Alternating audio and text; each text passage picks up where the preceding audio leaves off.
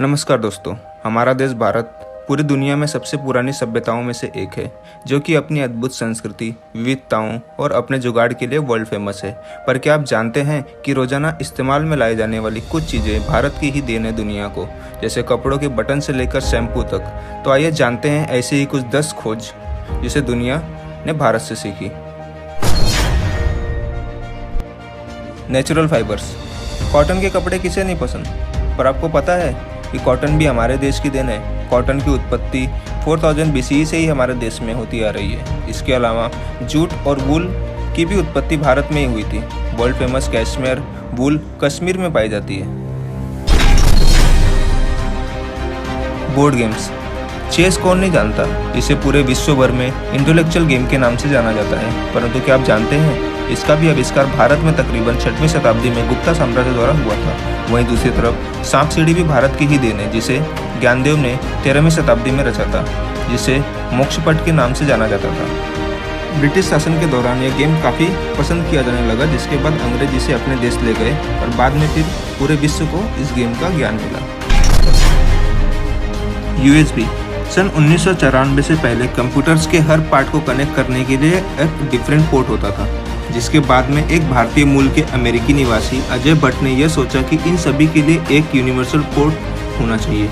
जिसके बाद उन्होंने सन 1994 में USB इन्वेंट की, जिसकी वजह से एक बड़ी चेंज आई और आज USB सबसे ज़्यादा यूज किया जाने वाला कंप्यूटर पोर्टेबल गैजेट बन गया है। शैम्पू। भारत में औरतें अपने बालों का बहुत ख्याल रखती आई हैं हमेशा से, जिसके लिए वे कई प्रकार के नेचुरल हर्ब्स को मिक्स करके एक लेप बनाती थी, जिसे वे अपने बालों का चंपू किया करती थी। वे काफ़ी पसंद किया जाने लगा अंग्रेजों द्वारा और इसे वे अपने देश ले गए और वहीं से पूरी दुनिया ने चंपू यानी कि शैम्पू के बारे में जाना। बटन्स। जी हाँ दोस्तों, हर शर्ट्स की आन बान और शान, जिसके बिना इसकी कहानी अधूरी है। ये छोटे से बटन्स भी भारत की ही देन, जिसका जिक्र हड़प्पा संस्कृति के मोहनजोदाड़ो के समय में पाया जाता है। शुरुआत में इसमें सिर्फ 2 होल्स हुआ करते थे और ये सीसेल से बनाया जाता था और इसका इस्तेमाल सिर्फ साज और सजावट के कामों में किया जाता था। Wireless communication.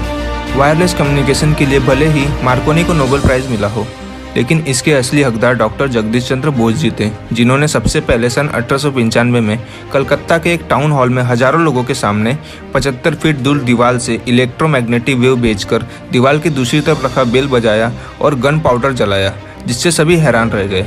बस उन्होंने एक ही गलती की कि उन्होंने इसकी पेटेंट नहीं बनवाई। Flush toilet. आपको भी लगता होगा कि ये तो वेस्टर्न टॉयलेट है, जो कि वेस्टर्न कंट्रीज ने इन्वेंट की होगी, पर ऐसा नहीं है।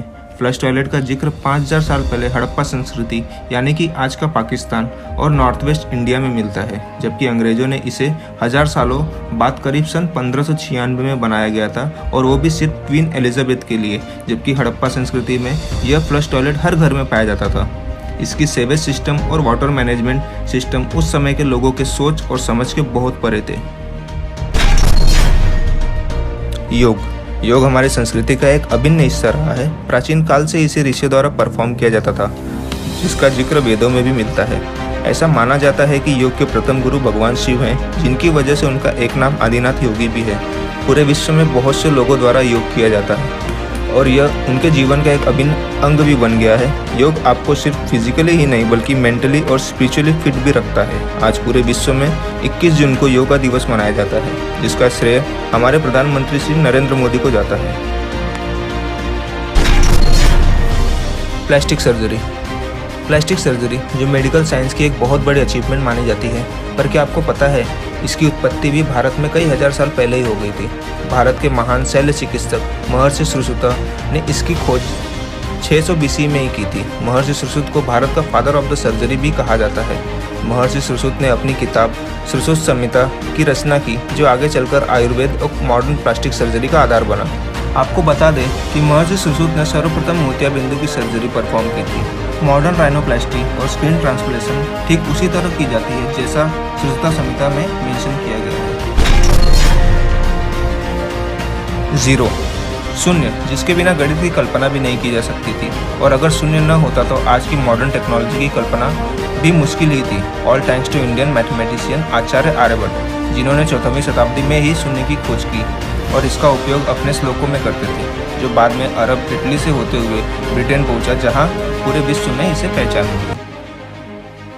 अगर आपको ये वीडियो पसंद आई हो तो लाइक करें और इसे अपने दोस्तों के साथ शेयर करना ना भूलें। अगर आपको लगता है कि हमने इसमें कोई पार्ट मिस किया है तो कमेंट सेक्शन में हमें ज़रूर बताइएगा। धन्यवाद।